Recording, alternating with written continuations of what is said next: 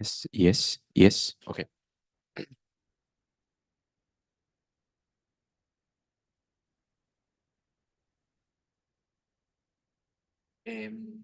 Eso, cuando entra la gente,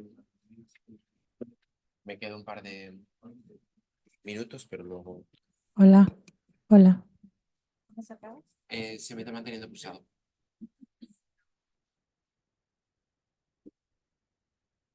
Esto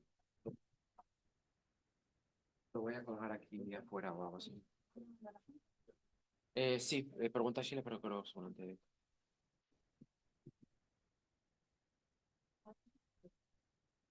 No creo, no.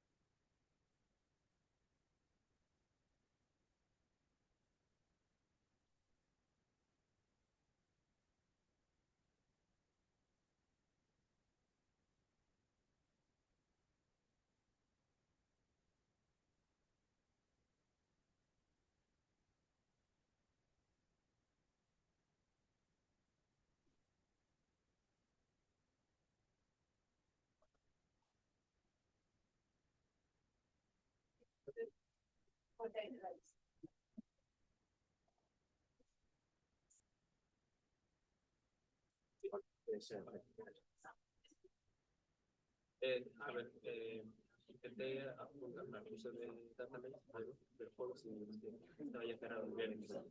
El que pasamos en ahí, mandé un email. Ah, vale, perfecto. Entonces, nada, pues, realmente no hay ningún problema. Alguna vez, algo así, o se le rebasaba.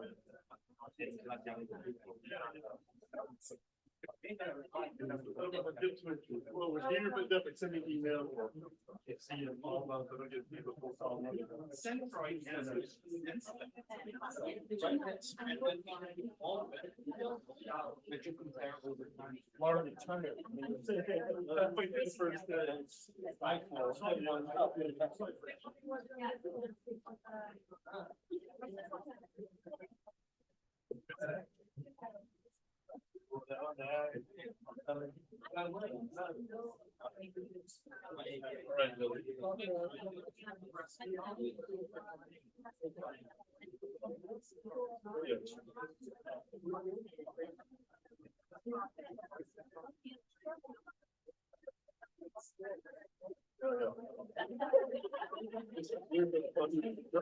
Where's the funding?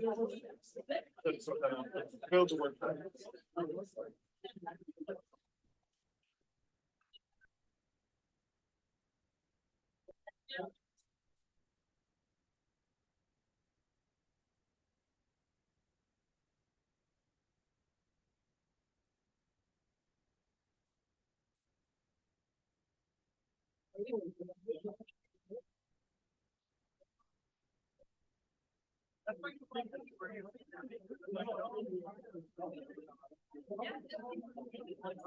Yes.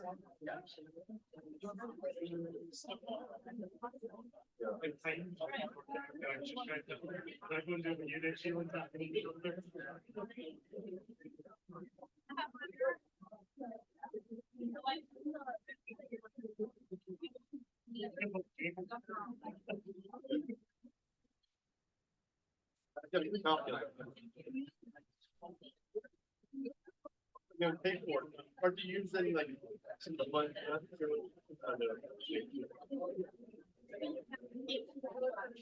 Yeah, yeah.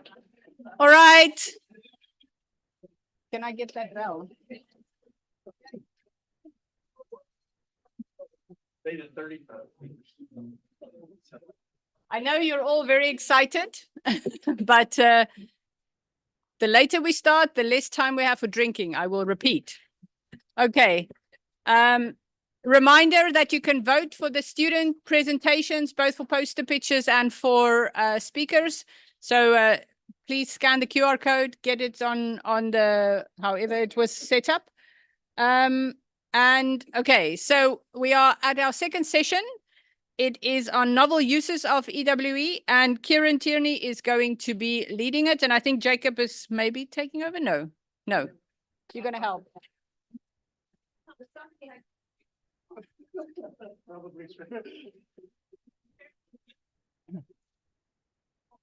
Hello, welcome to session 2 for Ecopath 40 conference. I'm really happy to be introducing this session. I'm Kieran Tierney from the Scottish University's Environmental Research Centre, for those of you who don't know me. I'll get lots of time to chat later on today.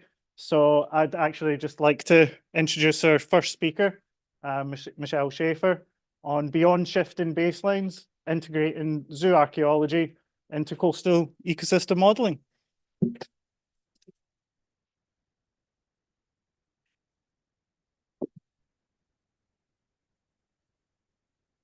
Thank you everyone for being here. My name is Michelle Schaefer, and I'm a PhD candidate at the University of Central Florida in the United States. So today I'm going to share with you some of my collaborative work on using zooarchaeology and food web modeling to better understand how ecosystems change over longer time. Yeah. No one can hear. Okay. Can you hear me now? Good. Okay, great. So today I'll be sharing some of my collaborative work on using zooarchaeology and food web modeling to better understand ecosystems over longer time spans. So I think everyone in this room is acutely aware of the fact that coastal ecosystems are highly degraded worldwide, and there is now a global initiative to restore these ecosystems to some sort of healthier condition. However, establishing historical baselines is tricky business since they are a moving target depending on when they are evaluated. This is known as shifting baseline syndrome and was established by Daniel Pauly in 1995. So most studies in marine ecology evaluate ecosystems over relatively short temporal scales, or less than 50 years, and coastal practitioners generally are limited to recent historical record. So this does overlook pre-colonial ecosystem condition and therefore disturbance legacies within our systems. Oops, sorry.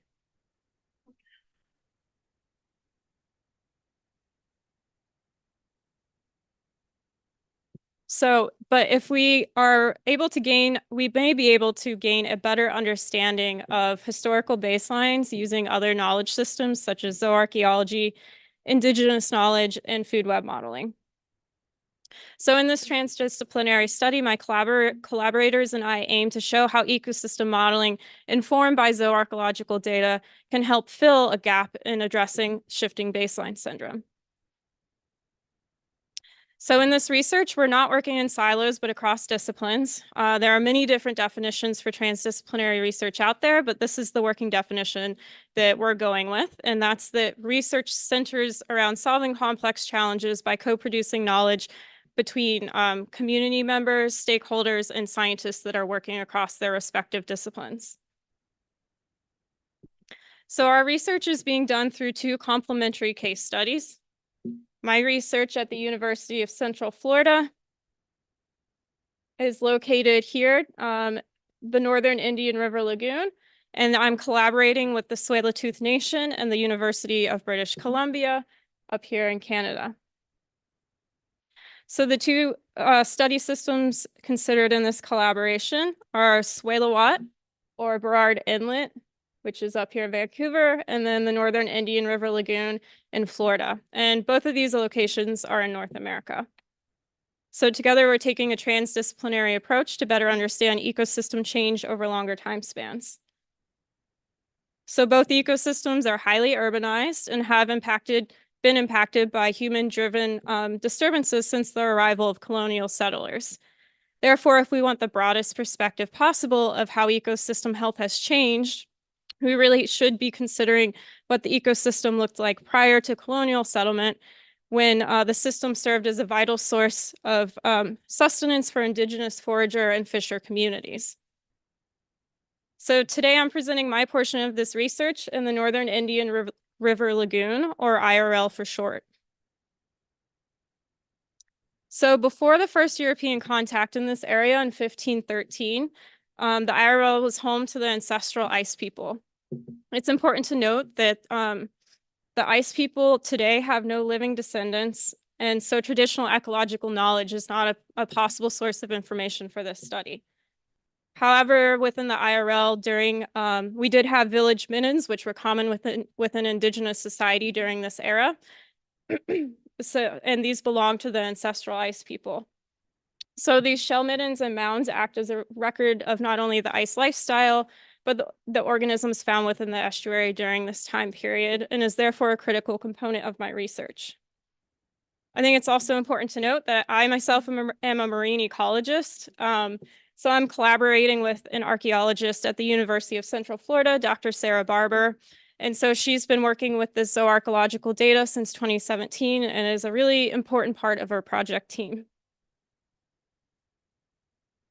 So although the end goal of my research is to compare ecosystem characteristics between the modern and historic model using an ecological network analysis, the first step of this work really is to explore how can we create the best possible depiction of the historic ecosystem using zooarchaeological data and food web modeling.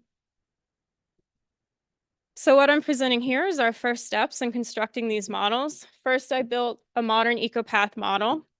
Then I built a historic Ecopath model representing the time period 1500 years ago based on the balanced modern model and zooarchaeological data. So the zooarchaeological data I'm using in this study is from various archaeological reports that estimate organismal abundance. This includes excavations in middens along the central east coast of Florida and is highlighted by the white triangles in the map on your left. So my zooarchaeological data ranges in time period from 500 BCE to 1665 CE. The modern data is from Florida Fish and Wildlife Conservation Commission's Fisheries Independent Monitoring Program, or FIM for short. So this program conducts monthly sampling throughout the IRL for fish. And the data from FIM used in my study is from 1998 through 2020. So first, I had to construct my modern food web model by defining the basic input parameters. For my biomass, I use length weight regressions from FishBase and the length measurements from the FIM dataset. For production of biomass and consumption of biomass, I pulled values from other Ecopath models within Florida. For the trophic relationships defined in the diet matrix, I used a variety of sources, including a gut composition study that was conducted in the Lewis lab. There are both commercial and recreational fishing within the IRL. For the commercial fleets, I utilized FWC's commercial fisheries landings data, and for the recreational fleets, I utilized NOAA's NRIP survey data. So once I had all of this information collected and input into the model, I was able to then balance the model by incrementally adjusting the diet matrix. So for the historic model, I worked from the balanced modern model to adjust the basic input parameters. For biomass, I used literature on biomass change over time, as well as zooarchaeological data and functional group habitat associations. For the production of biomass and consumption to biomass values remain the same in the historic model as they were in the modern model. And for the trophic relationships, I adjusted the diet matrix to reflect changes in biomass. So for example, if the zooarchaeological data indicates that there were more crabs in the historic ecosystem, red drum are more likely to consume more of their favored prey versus being strictly opportunistic feeders due to limited prey availability. So in the historic ecosystem, there are no commercial fisheries, but the ice were participating in sustenance fishing, which is informed from the zooarchaeological data. So moving into my preliminary results, here is the classic horrendogram of my balanced modern model. So this modern model serves as a starting point for constructing the historic Ecopath model. And I would just like to point out one thing quickly. So within the biomass flow diagram, you can see there's a lot of flow to phytoplankton. So this reflects an important change that happened within the IRL ecosystem within the last 2 decades, a shift from a seagrass dominated system to phytoplankton dominated system due to poor water quality. So one of the most challenging parts of building a historic ecopath model that is representing a time period 1,500 years ago is determining the functional group biomass. So after lots of trial and error, me and my collaborators basically determined that there is no perfect way to do this. What I'm presenting here today is just our best data-driven approach. So to adjust the historic model biomass, I use multiple lines of evidence. For example, we compared 2 different approaches to determine oyster biomass in the historic model. The first was derived from Garvis et al. 2015, where they found a 24% decline in oyster coverage from 1943 through 2009. So that indicates to our team that the oyster biomass is at least 24% greater in the historic model. A second approach that we took is from some of my previous research that looked at oyster density in healthy reefs in the current ecosystem, which is estimated around 170 oysters per meter squared. So we were able to use that value to calculate the biomass. And when we did this, we saw that there is a 98% increase in oyster biomass. Now, this number may sound really high to you, but this has only been calculated for the current coverage of oyster reefs, which we know in the historic ecosystem, prior to dredging canals, there were a lot more oysters. So this is actually conservative. So this is the value we ended up going with. And when we did look into the functional group biomass proportions between the zooarchaeological and modern data, we did see an exponentially higher amount of bivalves within the zooarchaeological data, which helps to further support this adjustment within the historic model. So throughout the rest of adjusting the biomass, I use these same types of literature and data-driven decisions to change biomass within the model. And I'm happy to discuss some of these decisions in more detail with you all. We just don't have time today.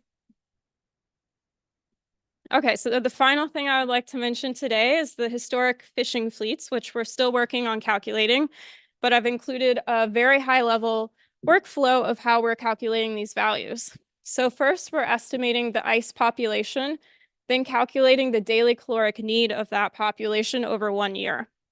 Then we determine the proportion of diet derived from organisms from the estuary, as well as considering food preference by the ice. So do they prefer eating fish or shellfish?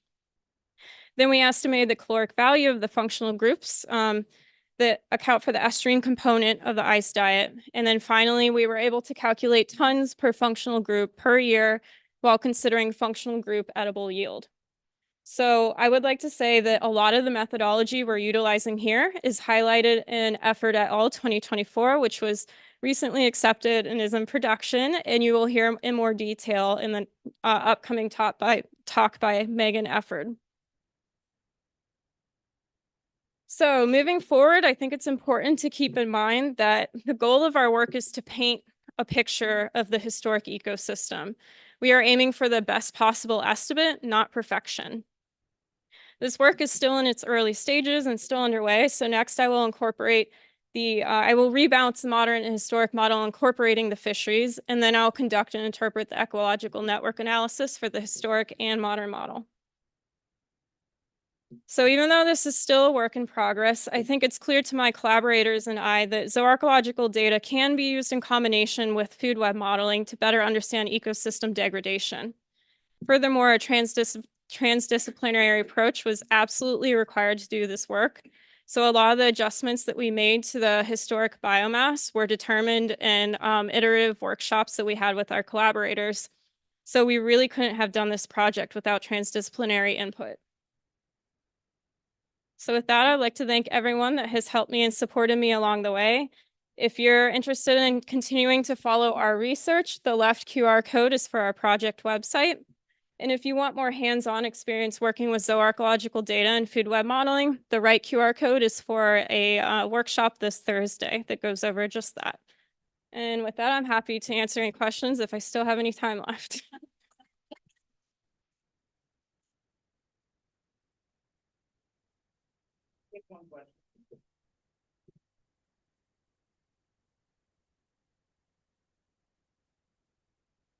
Hi, I am particularly interested in how you justify PB and QB unchanged over time through these many years, especially given the change in fission mortality rates, and it should related to P2B. Yeah, that's a very good point. And honestly, the reason that we haven't been able to change that yet is we haven't figured out what piece of the historical information to use to calculate that out. If anyone has any ideas on this, I would love to have a Yeah, conversation about it as well. But that's a really good point. That's Oh, I do have some comment. you do? But well, it may be reasonable because when I was building my Ecopath models that has a span of 20 years, I did try to estimate whether PB and QB change in that 20 years. And at the end, that was a lot of effort, but PB and QB are virtually the same. So yeah, if you, well, I'm not saying if you want a justification, cite my paper.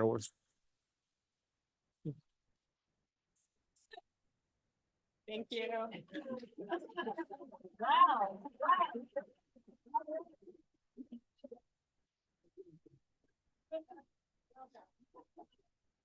I just want to also highlight that that was one of our student talks today, in terms of presentations, as is, I think, our next talk as well, even though we don't have the symbol here. So I'd like to introduce Megan Efford on archaeological investigations and ecological modeling into pre-contact 1792. There we go. I'll let you take over.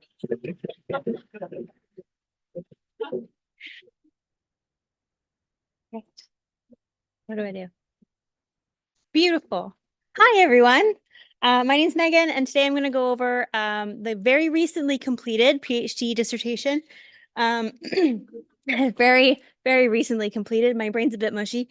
It's been a collaborative and transdisciplinary research project made possible between a partnership between Tsleil-Waututh Nation and the University of British Columbia's Institute for the Oceans and Fisheries and and Department of Anthropology. It's funded through MyTax Accelerate, which is a Canadian government funding body.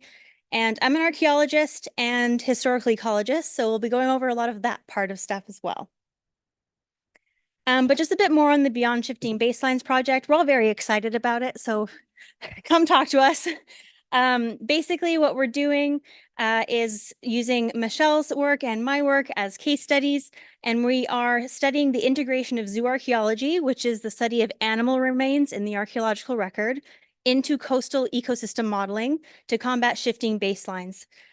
So a lot of us are here. Come talk to us about it. My study area is Tsleil-Waututh, which is also now known as Burrard Inlet in what is also now known as British Columbia, Canada. It's a colonized ecosystem. It's at the center of the traditional, ancestral, and unceded territory of Tsleil-Waututh, which is a Coast Salish Indigenous nation. You can see their really beautiful copper and cedar administrative building here. And this is on the west coast of Canada. It's a really beautiful area. It's a raincoast ecosystem. So very much like what we're experiencing here, very beautiful. But it's also an inlet ecosystem that's very close to mountains. So there's a lot of food available in this ecosystem. The main goal of this research is to better understand the cumulative effects and ecological impacts of settler colonization in the area between 1750 and 1980. So it's a 230-year time span. These are some of the images from my zooarchaeological analysis here. But by establishing what the ecosystem looked like before colonization, we can understand the impacts of all of these changes caused by colonization.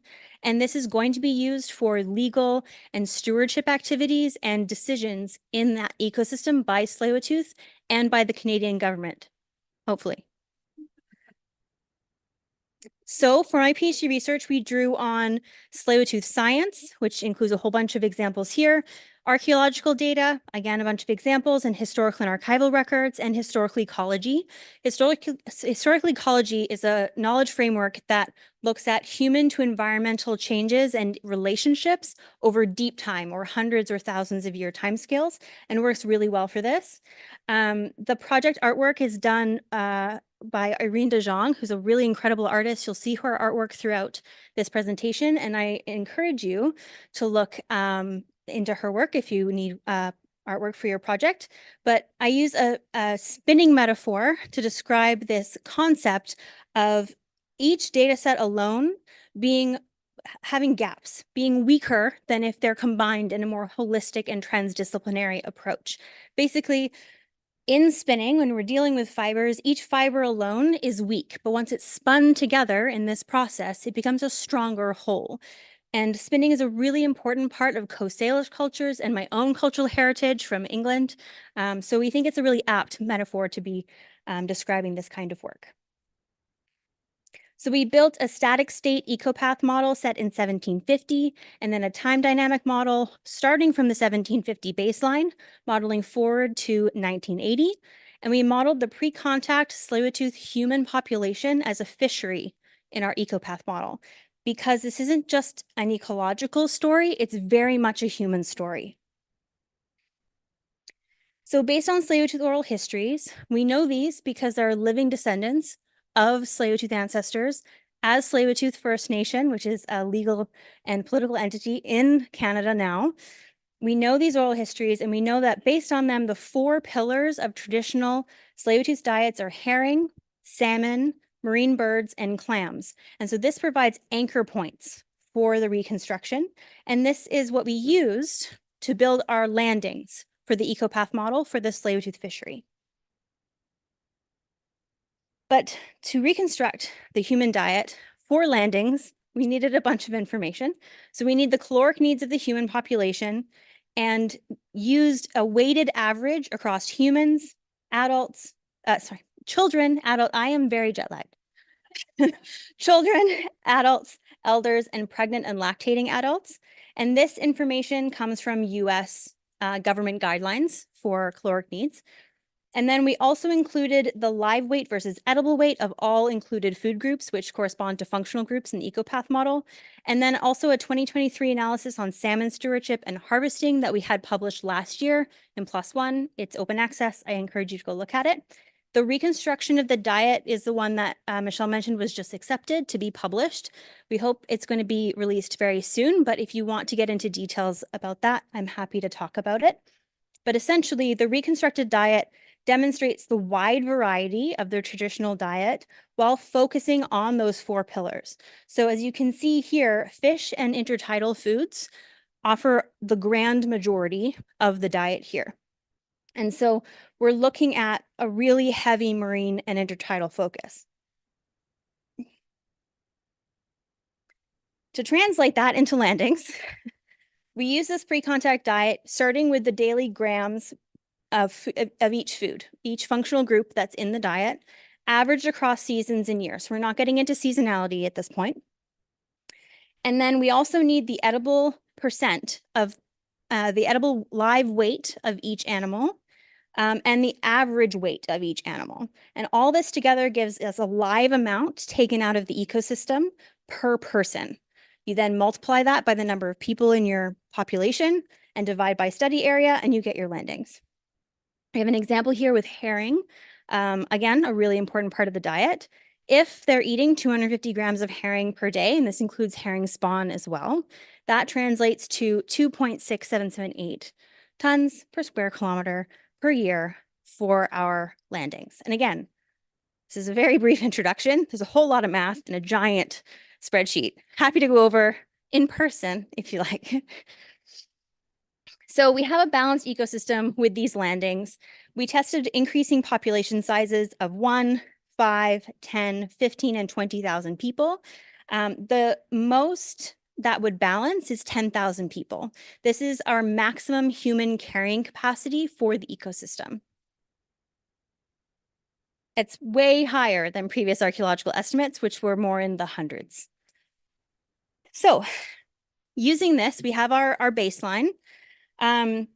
We used EcoSim to model forward to 1980, modeling the devastating cumulative effects of selected stressors and loss of human life caused by colonization. This is where it gets a bit depressing.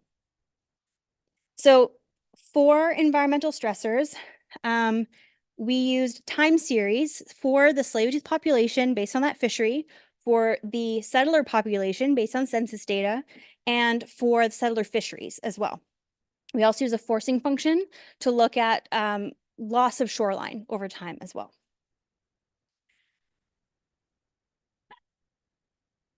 That's fun.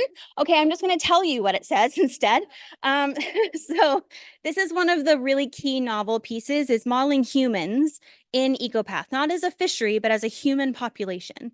So what we did is we used a time series, and based on established literature, we know that the first smallpox wave in 1782, which is just before settlement, but contact was still happening, there was at least an 80% drop in slave-tooth population caused by this European introduced smallpox. The next smallpox wave in 1862 caused a further 60% loss at minimum. So we just dropped that population in the time series. And so that's how we modeled that. We also used a time series for the settler population, but again, that's based on census data, so that's rising, that's not falling. So we tracked change over time with 12 key functional groups out of the 57 functional groups in the model. It's a hefty beast. And I'm going to walk you through the method for 2 key functional groups, Pacific herring and chum salmon. So I pulled the extracted EcoSim biomass results from the 230 years of the model. And here I'm showing the start, 1750, a peak biomass year of 1880, and then the end, 1980.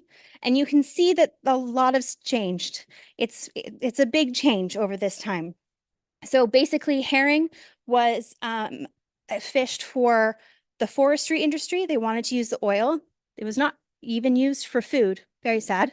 But these are dynamite fishery over 15 years. I think we all can all understand now that's not a wise decision, and it completely wiped out herring from the ecosystem until Slave-Tooth Nation helped bring it back a couple years ago.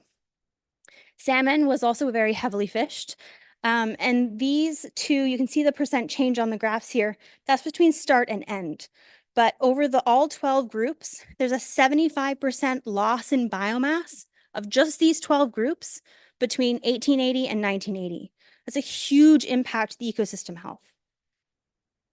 So just some things that I want you to take away. That's a lot of numbers, but basically the big idea here is that while modeling of past ecosystems is imprecise, this transdisciplinary approach, bringing in all these different types of data, addresses gaps in data sources. And it helps us get to the best possible estimate of what these past ecosystems could have looked like. Archaeologists are very aware that the work that we do is looking through a window into the past. We can never have all of the information, and we know that we have biases in all of our disciplines. So this can help bridge that.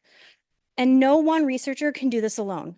I'm an archaeologist. I don't expect any of you to know how to read archaeology tables. It's a skill, and we need different people with different skills to combine forces for this. So thank you for listening to my rambling. For everyone who's made this research possible, it's been a huge project over the past 4.5 years. If you'd like to keep up with the Beyond Shifting Baseline project, both Michelle and my work are linked on that website as well. You can use this QR code, and then the workshop on Thursday is that QR code. It is one of the paid workshops, but Dr. Chris Lewis and I are co-facilitating it, and we can actually get into the methods of using this data to reconstruct past ecosystems. So thanks for listening.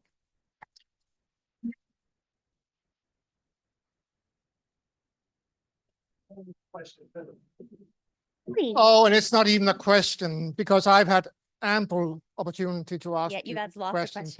No, I would like to make a comment about this work. It's been fascinating working with Megan on this for some years now.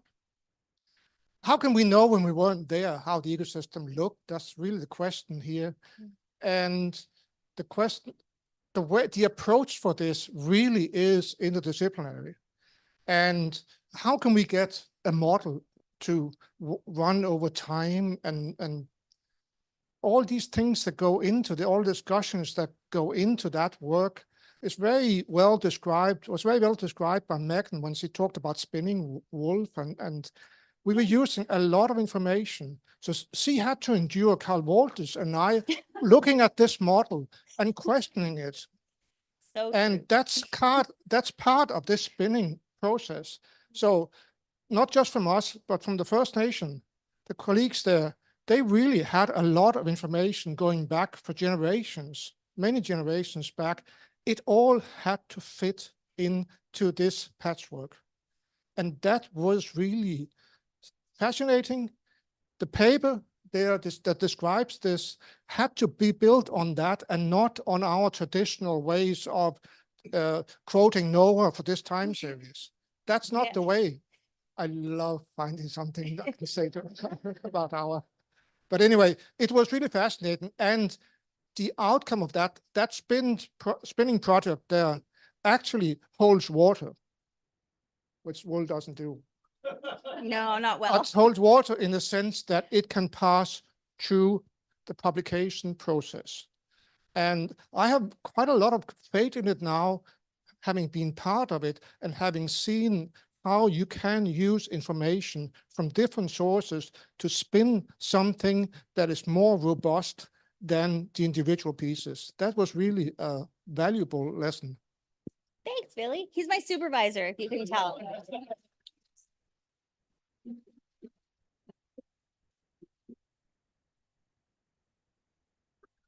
And so on to our next talk, which is another student talk looking at a similar area, but I think taking us in a different direction. So Virginia Bornerell on a newly developed Ecopath ecosystem-based end-to-end model for coastal upwelling systems, insights into mechanistic linkages between trophic levels under varying environmental conditions.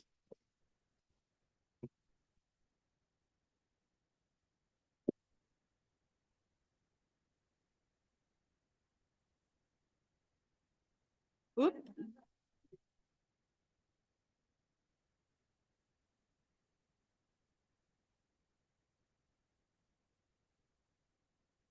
Okay, well, okay, here we go. Good afternoon, everyone. Thank you for being here today. So I'm Virginie Bornerell. I am a PhD candidate at the Institute for Ocean and Fisheries at UBC, and I will be presenting a portion of my PhD research today. So basically developing an EWE-based end-to-end model for coastal upwelling systems to look at the trophic linkages across trophic levels under different climate change scenarios.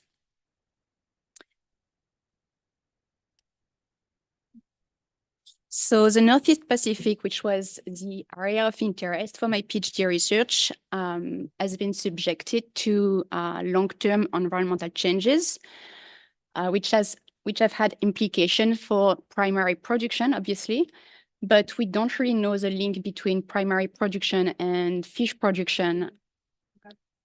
Sorry. The link between primary production and fish production is the subject of intense debate, not only in the Northeast Pacific, but also at a global scale. There have been reports of trophic amplification under climate change, for example. So trophic amplification of primary production decreases under climate change. And there have been limited mechanistic approaches to look at this phenomenon. And so our understanding of fish production is quite limited. So we know that the physical context, the lower trophic level dynamics and the two-way feedbacks are important factors to take into consideration when looking at the propagation of climatic signals throughout the food web. In that context, end-to-end models can be valuable tools to study the propagation of bottom-up forces under climate change. So for those of you who are not familiar with end-to-end models, those models are like complex models coupling different components, so different sub-models, and like representing the entire ecosystem from the physical oceanography up to top predators. or even the fisheries. So EWE can be a really interesting cornerstone to develop such models. There have been a few attempts to use EWE for the development of end-to-end models, but very few applications. So my area of interest, more specifically for my PhD research, was the west coast of Vancouver Island in British Columbia, Canada.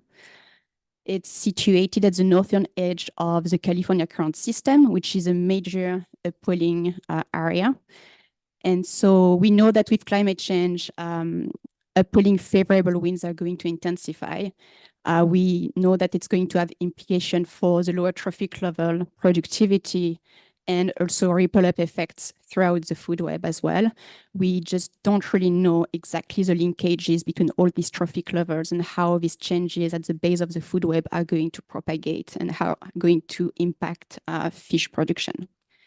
So the main questions here are, what's the impact of varying upwelling strength intensities on primary production and how these changes are going to propagate through the food web, and how can end-to-end modeling help elucidate the drivers of fish productions? So just to give an overview of the end-to-end model that I developed for my PhD research. So the first component is a 2D physical box model that represents the major advection processes for an upwelling system. And so it's a 2D box model. And so we have like a compartmentalization in the vertical dimension and the cross-shore dimension as well. On top of that model, I added a biogeochemical model that is based on the NIMRO framework. And then I coupled a EWE-like model. I don't call it an ecosim model because I don't reproduce, I don't integrated all the ecosim features, but it's very much based on the ecosim approach. So there are two-way feedbacks between the biogeochemical models and the ecosim-like model. So the entire ecosystem model was driven by average long-term conditions from the bottom up and the top down. And I also developed an Ecopath model to parameterize the upper trophic level component. Everything was coded on MATLAB, and it's one single end-to-end framework with two-way feedbacks throughout the ecosystem. So obviously coupling a biogeochemical model with an EWE model has some challenges. Those models are like, they represent processes and functional groups in very different ways, but there are overlaps between a lot of processes and a lot of functional groups, but they represent these processes very differently. So when it comes to coupling a biogeochemical model with an EWE-like model, for example, we have to develop a coupling strategy to reconcile both approaches. So I'm just going to give a brief overview here of the strategy adopted in this case. The planktonic functional groups were specialized explicitly, but the trophic interaction involving nectonic groups were implicitly specialized, just using the fragile arena theory. Then the planktonic functional response was based on the functional response that we find in the NIMRO model, so the thresholded Ivlev functional response and not the fragile arena. And then the effect of temperature was maintained for planktonic processes. I also tested different coupling strategy for the non-predatory mortality function that is a closure term in biogeochemical model. I tested a linear and a quadratic formulation. And so the quadratic formulation enabled the model to perform better. It's only a steady state calibration. So that model as it is now can only be used for long-term projection of general trends, not for like interdecadal or interannual projections. So then I used that model to look at, I simulated different upwelling intensity scenarios. And then I looked at the relationship between primary production and secondary production under different upwelling scenarios. So just to explain here, so sorry.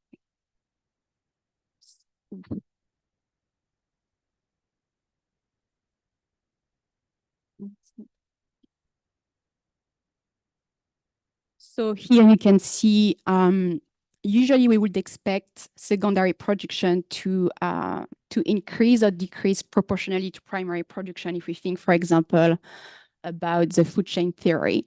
But there have been reports of trophic amplification, positive or negative amplification of primary production. So sometimes we can see that as primary production increases, consumer production, might increase more or decrease more, which is more of a problem. And sometimes we can also report attenuation of primary production as well. So it's when consumer production increases relatively less than primary production or decreases relatively less. And there is a third type of response, which I called a trophic inversion. It's when consumer production is not anymore positively correlated with primary production. So in this case, it's a more complex response. And that means that other trophodynamic variables might prevail over changes of primary production and explain the changes in consumer production. So I was interested in looking at how fish production will respond to changes in the lower trophic level, and more particularly the changes in primary production, and characterize the relationships between primary production and consumer production across different trophic levels under climate change. So you can see here the different trophic amplification responses. And then I calculated for each trophic level category the average trophic level to see how the average trophic level is going to evolve, and also the trophic transfer efficiencies between trophic level category for each scenario.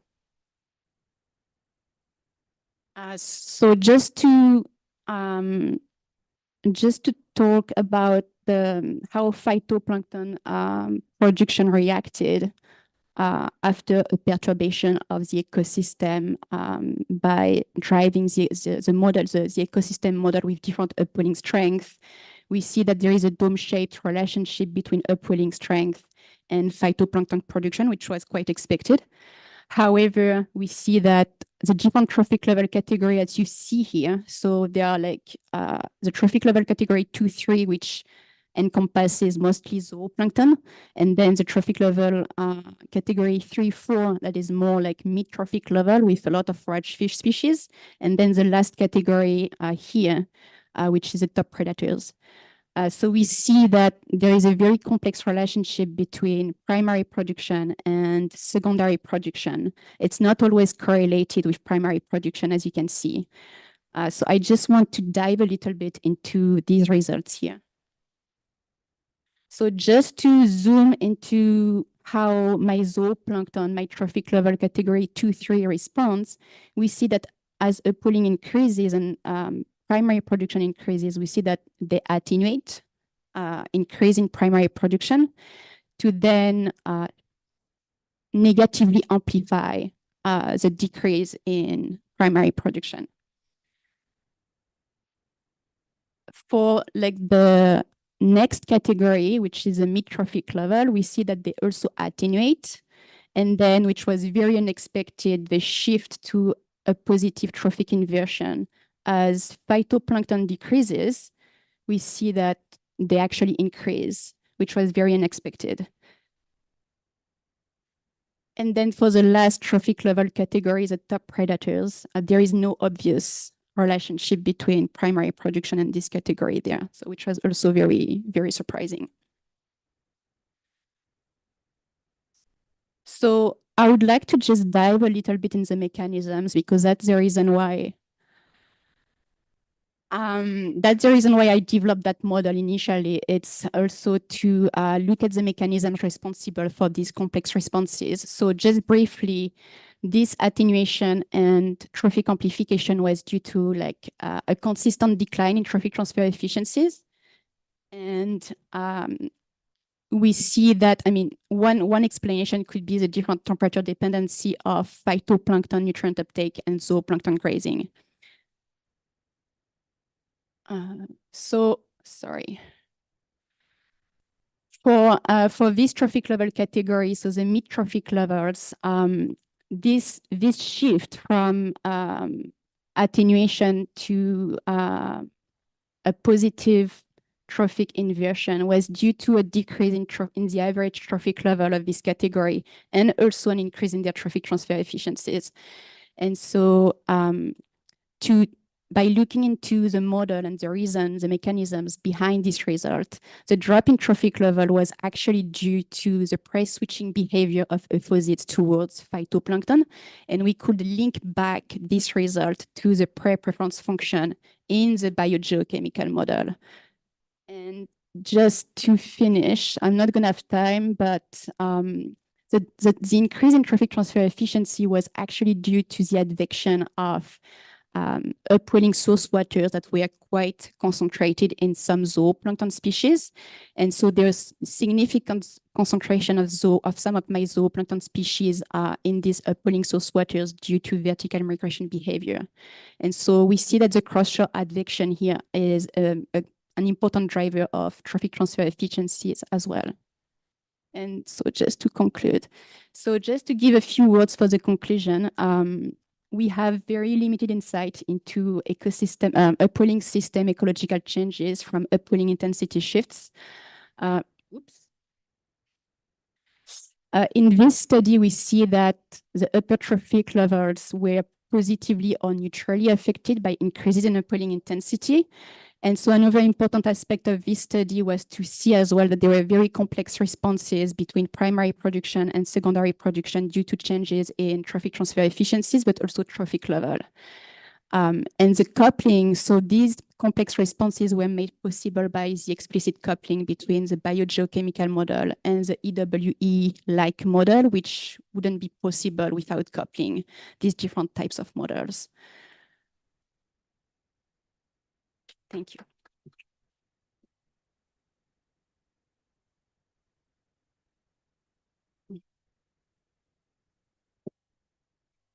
We're not going to take any questions. Sorry, Virginia, for just to keep with time after that, but a really good talk.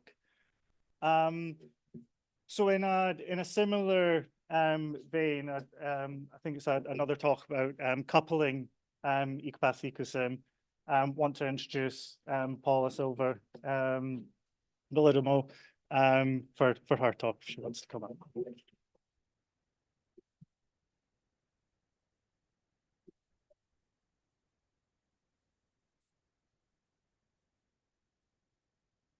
Hi, my name is Paula. I'm a postdoc in a project called Ocean ICU, and my presentation is about our work developing this framework for fish carbon in continental shelf ecosystem.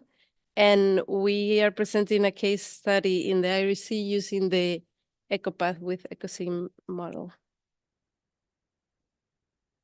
What? Oh, sorry, the pointer. Okay. So Ocean ICU is a project that aims to understand ocean carbon or improve on our understanding in ocean carbon. And I'm working on work package 5, which aims to quantify the impact of resource extraction processes on the contemporary biological carbon cycle. And in the Marine Institute, we focus our research on the impact of fisheries on shelf ecosystems. For a bit of context, the biological carbon pump serves as a massive carbon sinks that absorbs CO2 from the atmospheres into the ocean. Phytoplankton plays a crucial role, converting the CO2 into organic carbon, and then this organic carbon gets transferred into the food web. And this process is relatively well understood for the open ocean, but in shelf systems, there's added challenges like high fishing intensity, it being shallow makes that the benthic processes are very important, and then other physical or oceanographic processes like advection. So our aim is to assess the role of fish on shelf carbon and interaction with fisheries. We use an ecosystem model, Ecopath with EcoSim, and we link it with biochemical equations. So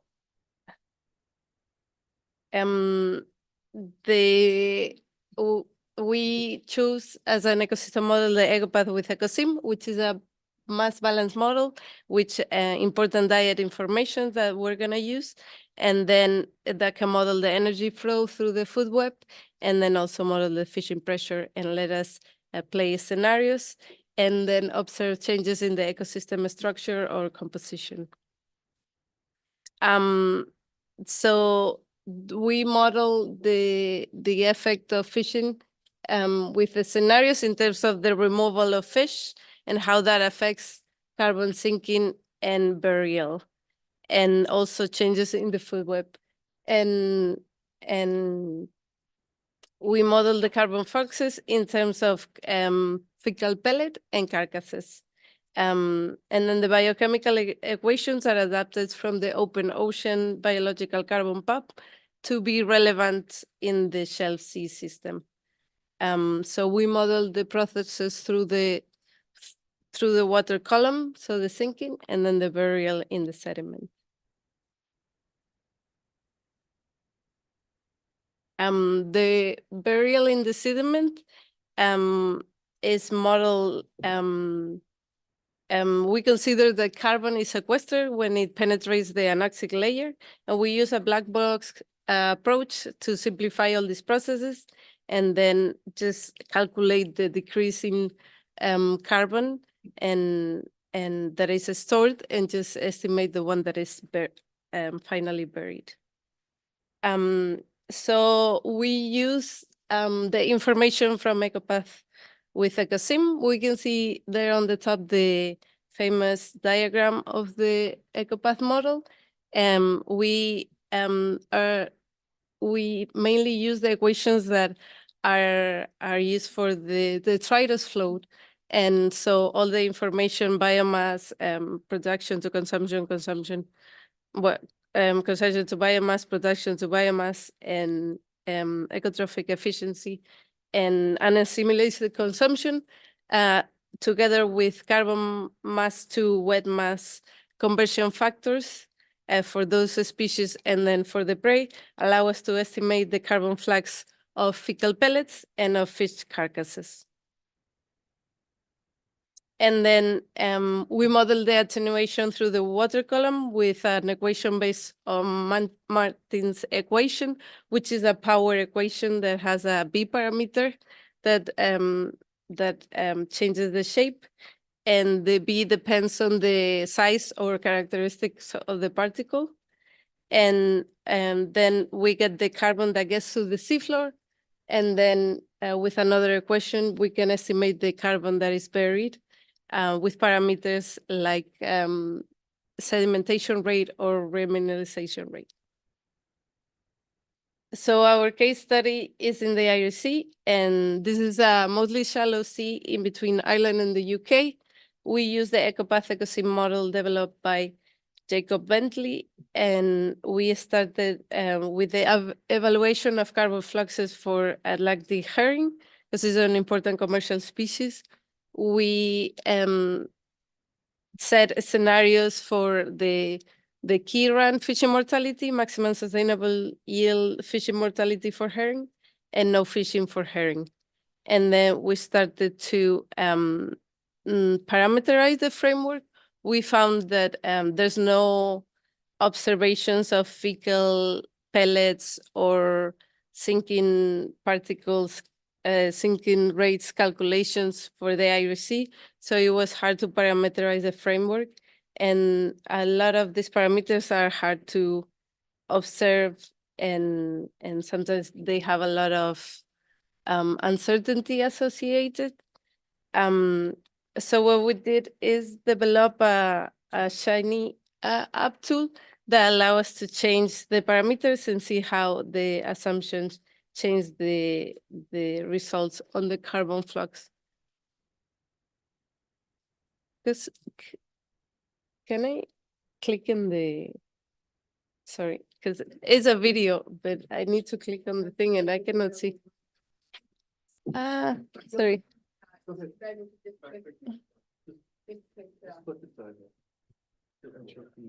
Yes, sorry.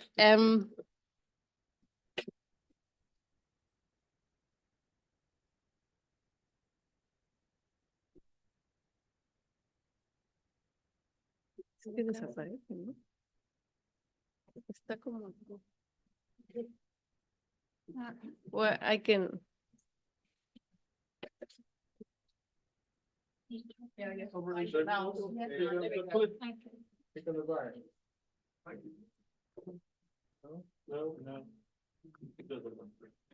It worked for me.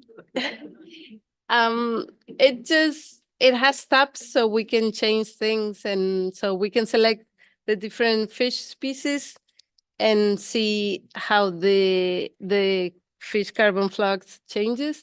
Then we can change assumptions on the parameters that I was talking about, like the sedimentation rate, the remineralization rates, the attenuation rate in the water column, and see how that affects to the different fluxes, the flux in the water column, the flux that gets to the sea bottom, and then the flux that is then buried. And we could also change or play with the EWE assumptions and see how that uncertainty might affect the results. We're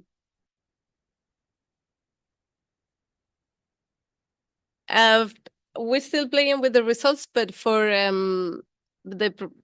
some preliminarily interesting results is that we saw for the scenarios for herring, here we see the size of the balls is the amount of flux, and then the color is the percentage of change. So we see that maybe there is quite a, like I think it's a 40% increase for herring of flux when the fishing mortality is MSY or there's no fishing. But overall, for all the fish species fluxes, there's barely any change or a little bit of a decrease. So for next step, there is more effort for being able to parameterize this framework. There's need for more research for empirical data, more observations, and characterization of fish fecal pellets, and benthic habitats, and degradation rate or sinking rate. Also, it would be nice to adapt within EWE the framework, so you can do all this analysis within EWE. And so, and also, we thought it would be nice to couple EWE with other biochemical models, like ERSEM, for instance, that model these processes in more detail, the biochemical part. Thank you.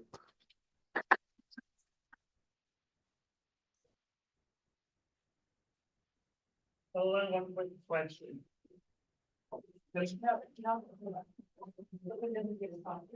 Is this great talk? Is this focused on organic carbon, or do you look at inorganic carbon as well? It's mainly organic carbon. Okay, thank you. Okay.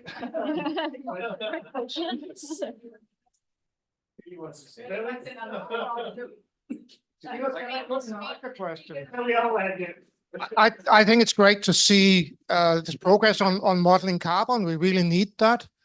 One of the big questions we've had in discussions about this has been how much of that carbon is actually sequestered and how much is just returned. Any progress on that you know of?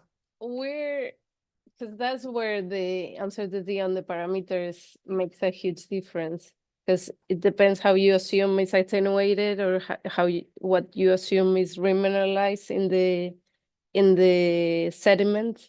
because in the case of the Irish Sea, the sedimentation rate is very, very low. So that makes it hard for anything to bury. And then what we're trying to do is get more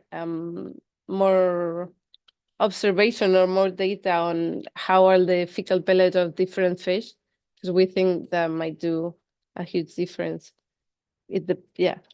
Yeah, no, clearly that feeds in exactly the work that I did a few years ago in Irish Sea, and we were looking at C14 turnover. Speak in the microphone. I've got a loud voice. I'm a loud Scotsman. Yeah, so looking at C14 turnover in the Irish Sea a few years ago, and we could see that there's very little labile material that was ending up in into the sediments. It was disappearing so quickly from the system. There's just so much usage of the detrital material that was disappearing back into the food web. So anyway, another round of applause.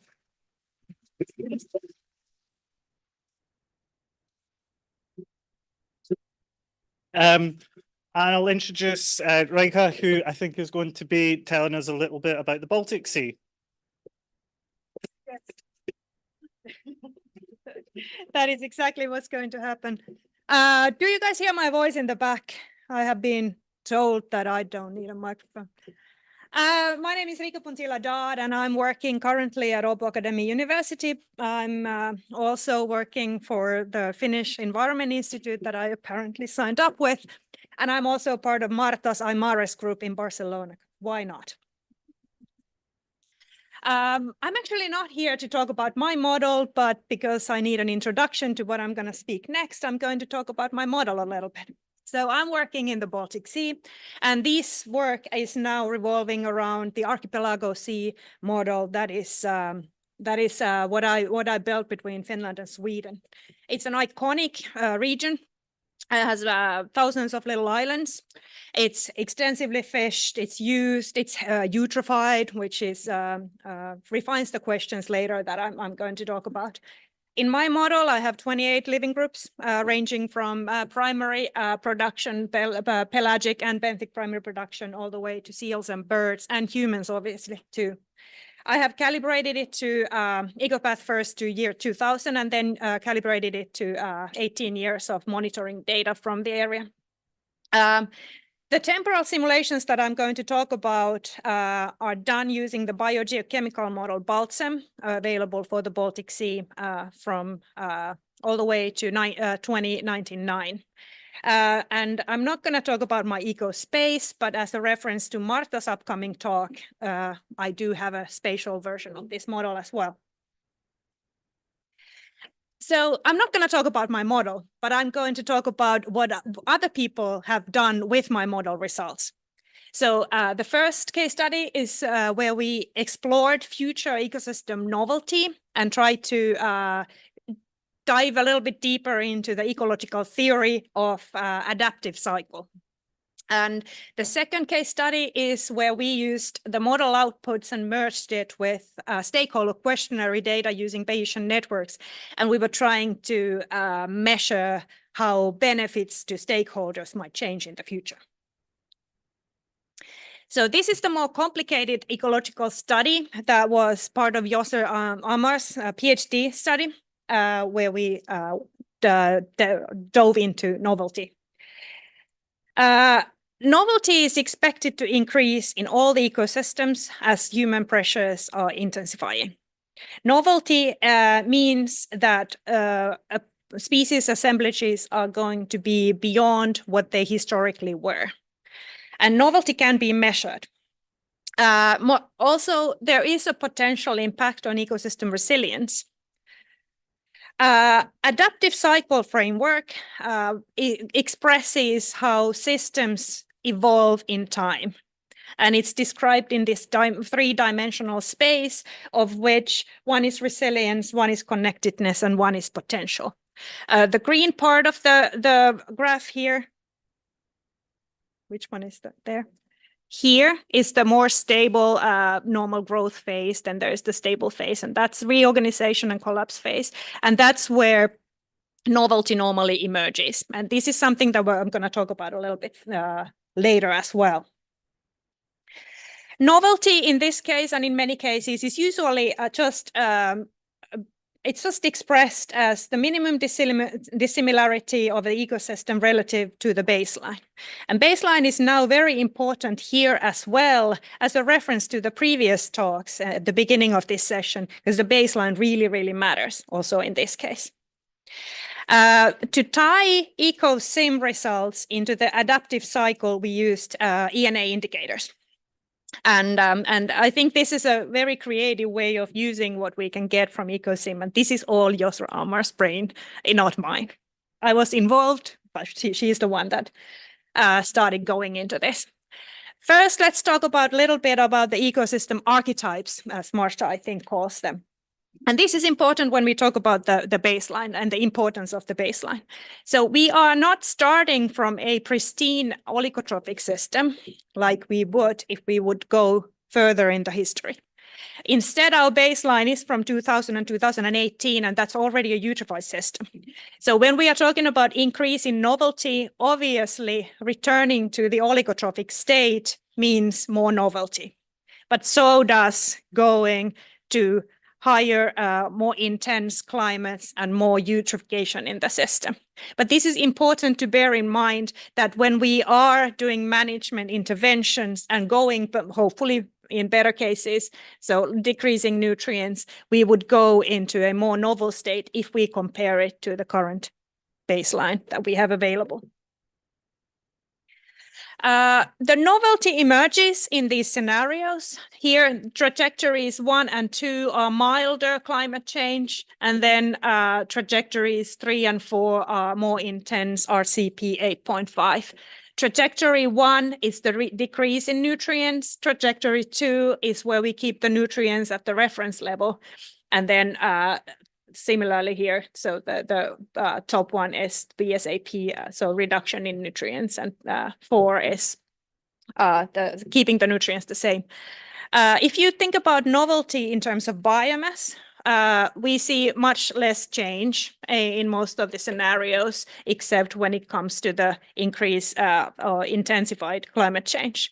But if you look at novelty in composition, you will see the impact of the baseline problem that we currently have. So we get more novel system in terms of composition, and we are returning the system back to the historic baseline, not the baseline we used here.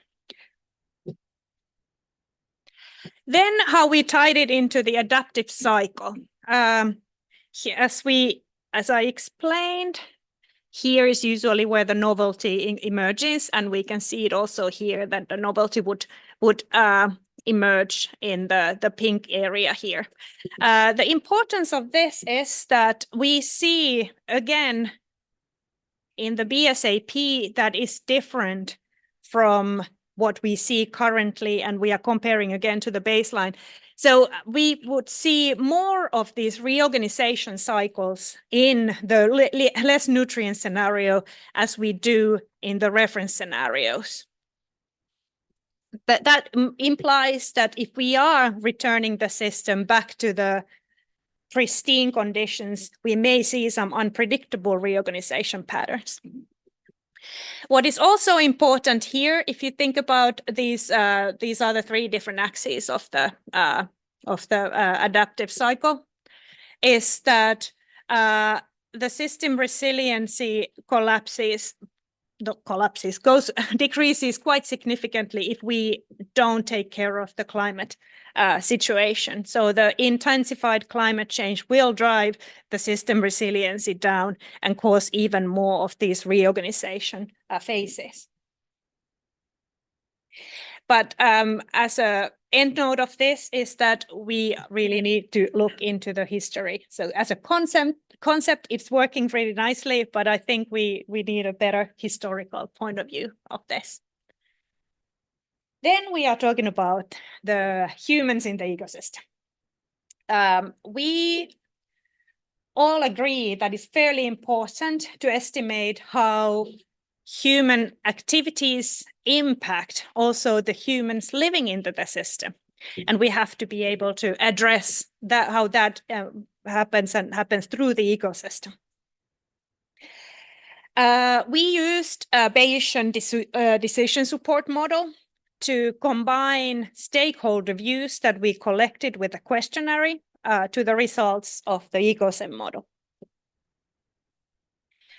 The aim of this study was just to illustrate which management options might bring the most value to the stakeholders. How many of you know Bayesian networks? Okay, good. So I don't have to go too much into detail here. But this is just a directed acyclic graph that shows the components that we chose to be in the Bayesian network. The pink squares here are the decision nodes where we can click and select climate scenario, fishing scenario, year, or nutrient loading scenario. So all the scenarios we had available from the Ecosystem model. The nodes here, the green diamonds, are the utility nodes. So these are the ones that are capturing the value of each of the outputs. So it's basically just calculating the sum of what's happening in the ecosystem nodes. So these are basically just biomass from the Ecosystem model, and then combination to the value that we collected from the stakeholders. And just for clarity, we also separated the stakeholders by group so that we can also turn on and off that node. These arrows are probability distributions so that we can get probabilities out of this. This study has way more results than this one slide that I have here. But what we could then pull out is that we can clearly say that the more stricter management scenarios will bring the most value to all the stakeholders. We were expecting to see conflicts and trade-offs, but that really didn't happen in our data. There are some points where they disagreed. The pattern is here, just I'm showing the recreational value because the pattern is clearer here, but it was pretty much the same for the people that get livelihood from the area. So some conclusions here. Ecosystem models provide you a lot of opportunities beyond what the Ecopath and Ecosystem will give you. There's also possible to show the results in a light that may give you an opportunity to impact management decisions and policy decisions. We've been using our Bayesian network for that purpose. It is important to think critically about your baseline, and I am taking that into heart now, and I'm trying to extend my model a little bit further in the history as far as I can go. And then I'm going to use this last sentence that I put here, the first that my colleague laughed at. Be creative, because it's a lot of fun. You get to collaborate with awesome people with awesome brains, and you can really use your model outputs in a creative way. So I really like that. And this is also a bridge to the next speaker that is part of this collaboration. And it's Enrico.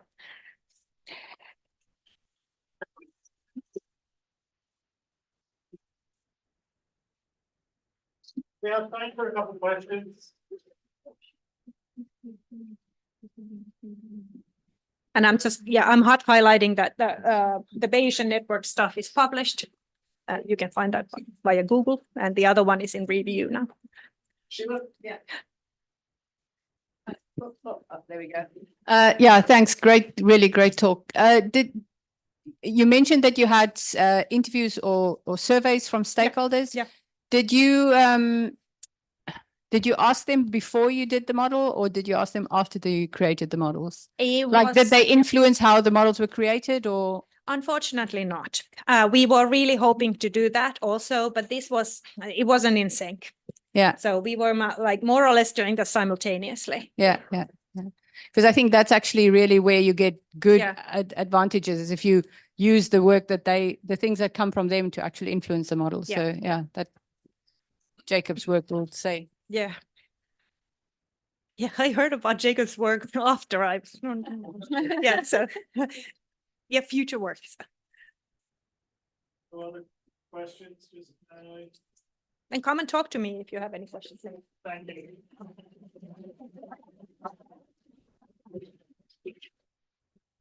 And then on to our last talk before coffee. And Enrico was already introduced there, actually. So I'll allow Enrico just to come on and take it away.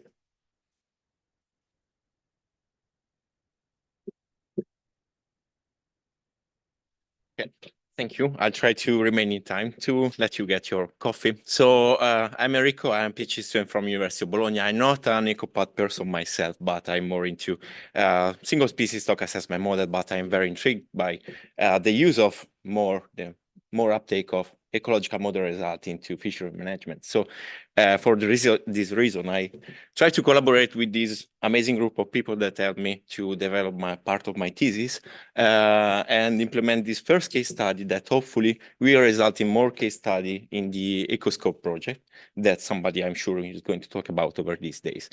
So the main idea is that we need strategy, as you know, to have more uptake of this ecological model result into fishery management. And one of among the many reasons for why the situation is that the use is still limited is that sometimes this ecosystem model can have good realism, but poor precision when is the turn to look at single functional group results.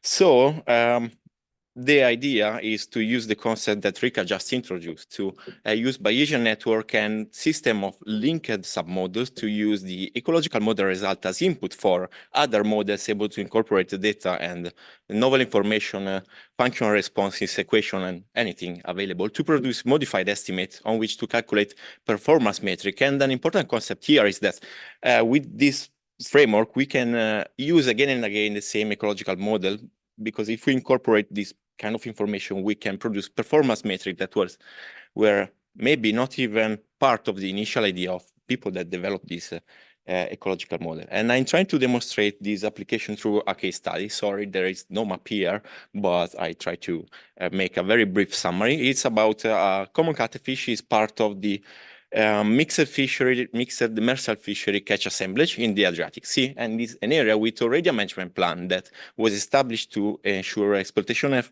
FMSY by 2026 for a variety of species, but not for common catfish. So what if we are interested to see if the management plan works for our species, and what is the role of environmental and ecological condition in this question?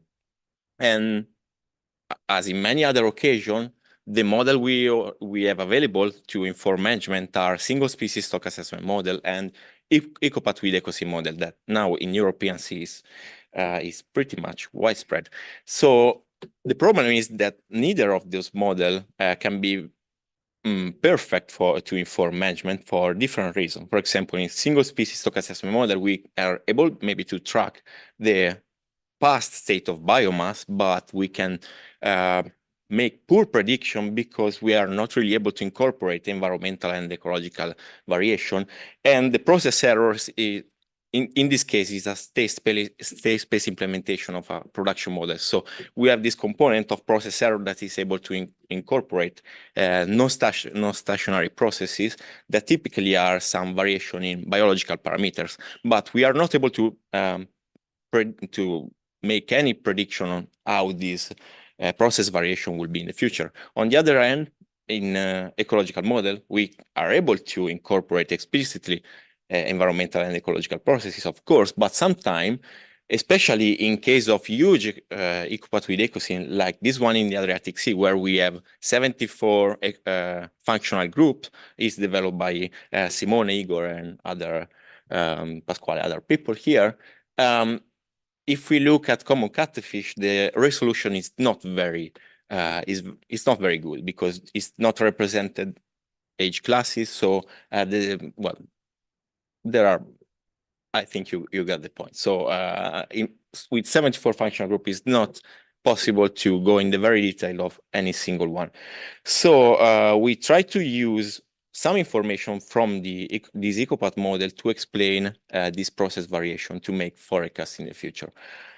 There's a lot of modeling number and everything in this slide, but I try to keep it simple and very conceptual to talk about the the concept behind this process. So at first we try to hypothesize what is the dynamics that can influence this process variation. And then we try to describe a conceptual model starting from reasoning in a kind of driver pressure state framework. So we draw the drivers that are fishing, climate, and other anthropogenic pressure. Then the actual pressure, any kind of pressure that we could hypothesize. So either the food web or some fishery-related aspects. But then we look at the available data. So we focus on just a smaller part of this conceptual model, and we define a more detailed conceptual model, trying to link this pressure to a specific biological process that in this case is the growth.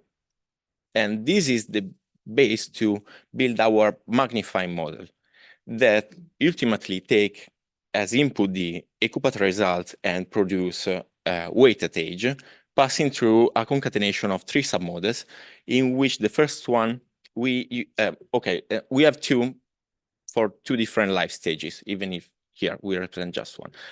So in the first part, we just use the predator prey time series, but we incorporate revised information on the stomach content to provide then a weighted time series of prey. That is taken as input from a second submodel incorporating equation to describe interference competition that is going to pile up with the consumption competition already provided in Ecopath. Then this I is just the net flow of energy arriving to our species. And the last submodel is an explicit Bayesian hierarchical model built on aquaculture data, modeling the functional response of growth rate to food intake and temperature. And this final submodel is used to predict growth rate that is then translated in weight, that is our performance metric. Okay, we use these to implement scenarios that are, of course, the Ecopath with ecosystem scenarios that are the actual management plan. Another scenario is a further reduction of fishing effort, that is the measure already used by the management plan. And a third one, simulating the effect of climate change as change in zooplankton intensity. And then we test the effect of these interference competition are as yes or no. So we can see how this module perform with or without, because it's just one assumption. So we like to investigate what if that's false. And finally, the effect of temperature on the metabolic performance. Coming at the results, there's a lot of things going on here, but the facets are representing the temperature scenarios, the color are the interference competition, and the columns are the Ecopath scenarios. I like to focus mostly on the Ecopath scenarios that are the columns. And the interesting thing is that this FER is a further reduction of fishing effort. That is the measure that more typically is used to guarantee exploitation at FMSY. And in our case, is not really performing well. Okay, the meaning of this chart is what is the probability that the weighted age in one of these scenarios is lower than what observed in the past. So the higher the bar, the higher the risk, the worse the situation. So we can use this result to communicate to manager that probably in the future there will be an high risk that our species will not do great. But on top of that, that if they try to implement more and more to push more on the brake of the fishing effort is not beneficial for, in our case at least. So to conclude, one of the points of all this research is to provide some number and quantities to speak with manager so we can support our hypothesis, our conceptual model of our system with some information, not necessarily with the need to rerun an ecological model if it's not really perfect for our case. And secondly, the more specific thing to our case study is that the actual management instruments are probably not adequate.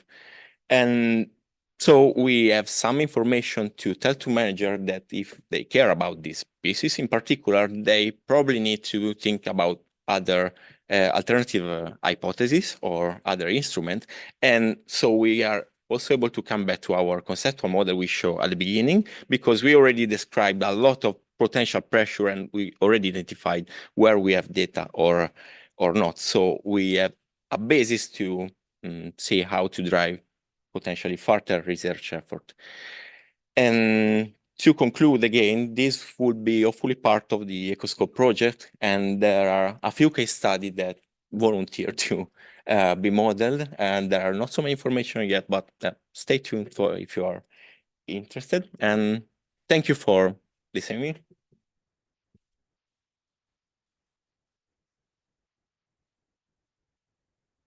We have time for a couple of questions if there are any.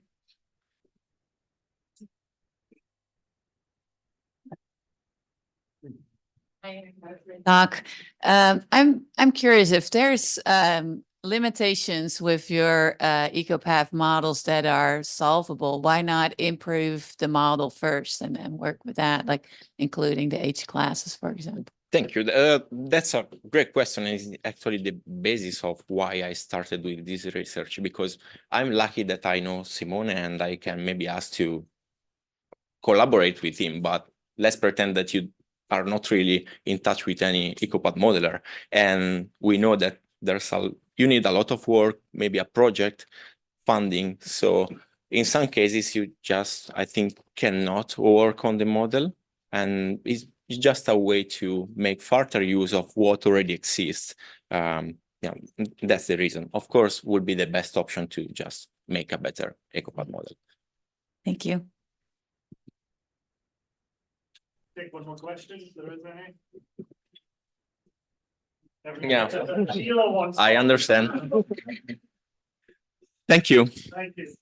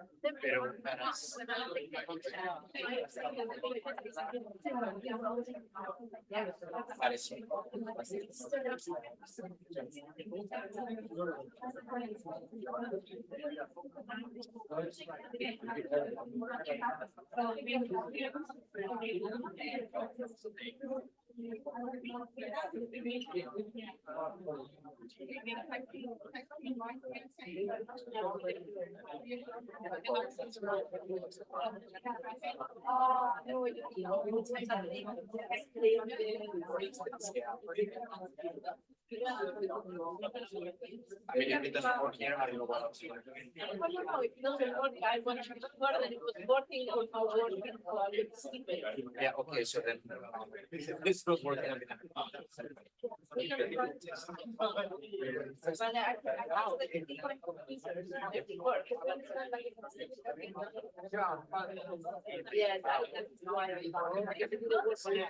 Yeah, we can, I can check.